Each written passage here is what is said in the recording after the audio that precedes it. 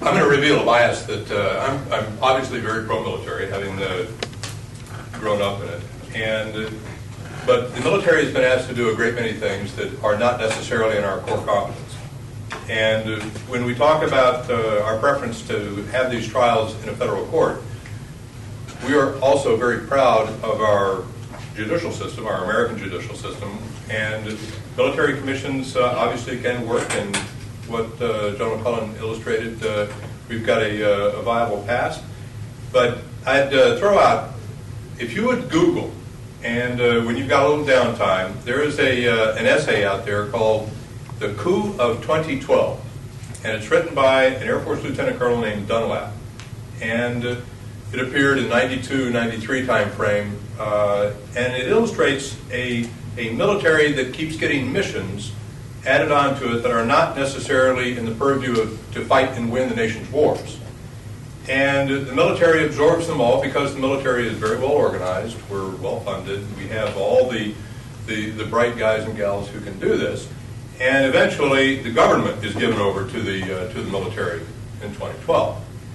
So what we prefer, as what I prefer, is that things that are truly judicial remain in the American judiciary, and I think that the General illustrated that very well. Thank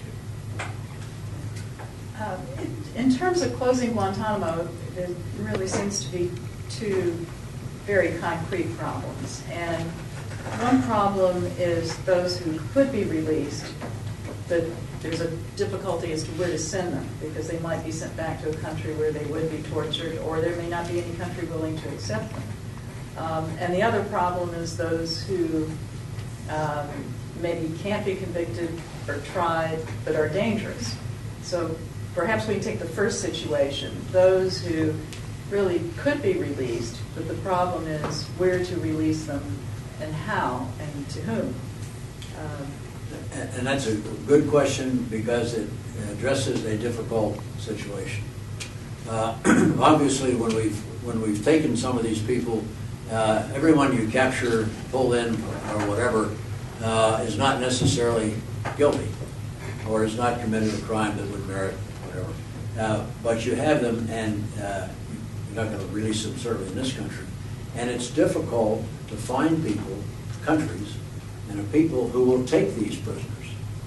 And so it's a real challenge. It's being worked at on a daily basis in terms of finding, through diplomatic channels, countries that will receive these people. There's a program in Saudi Arabia, a rehabilitation program, to try to take people and straighten out their thinking, so to speak, so that they can be released. There's also a question about, if they are released, how many of them might go back and fight again? And that's the issue, which leads then to your next question about the dangers. Now, let someone else comment or whatever. We used to talk about during the Cold War the 10-foot tall Russian, and that we made the Russian army, the Soviet army, into this extremely potent system. After the fact, we discovered that they were just normal men from an inferior system. And what we've got is a lot of people paint these terrorists, these guys, these detainees, as the super villains and viewed with superpowers. And they're not.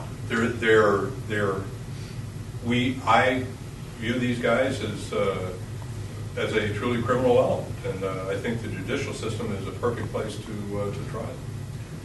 And also, looking at where to send them, we met with Attorney General Holder, and I don't recall all, but one of the things was to look at the country that they might be returned to.